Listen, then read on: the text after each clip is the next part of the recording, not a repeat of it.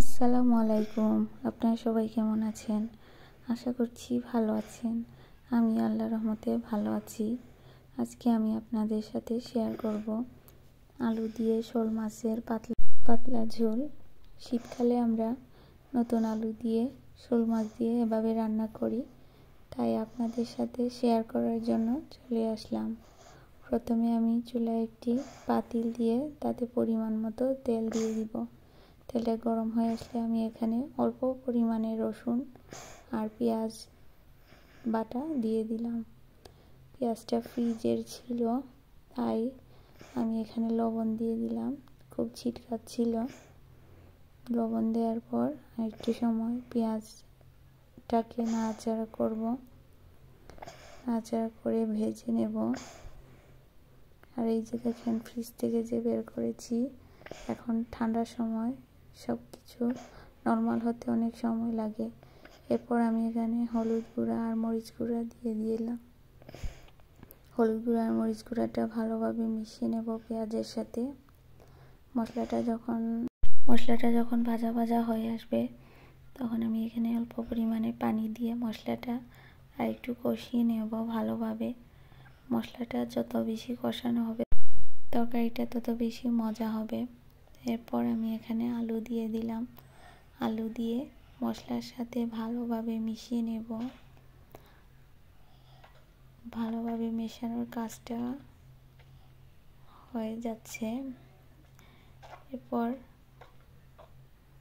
আমি এখানে অল্প পরিমাণে পানি দিয়ে দিলাম, যেন আলুগুলো সিদ্ধ হয়ে যায়। এই আলু সিদ্ধ হতে বেশি সময় লাগে না, কারণ এগুলো নতুন আলু তো, তাই। এরপর আমি একটা ঢাকনা দিয়ে ঢেকে রান্না করব কিছুক্ষণ, আলুগুলো সিদ্ধ হওয়া পর্যন্ত। এই যে দেখুন, আমার আলুগুলো কিন্তু অলমোস্ট সিদ্ধ হয়ে গেছে। আমি এখন এখানে মাছগুলো দিয়ে দিব।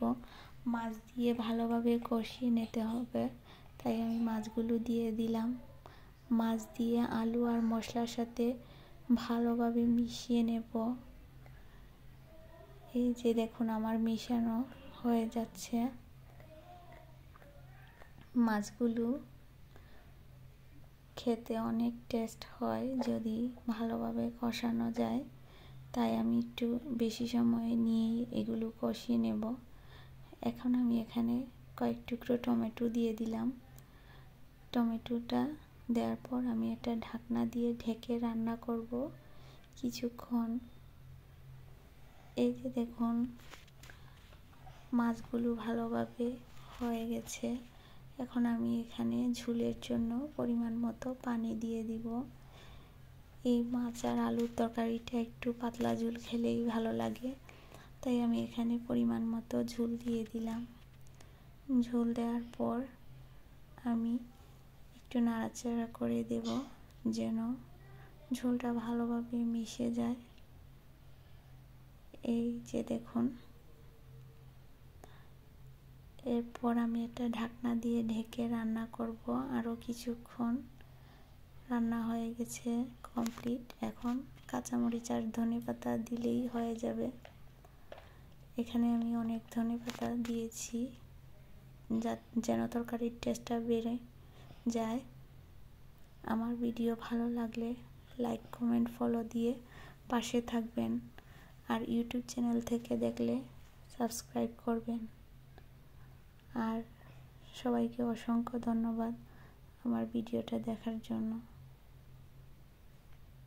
এই যে দেখুন, আমার তরকারির কালারটা কেমন হয়েছে।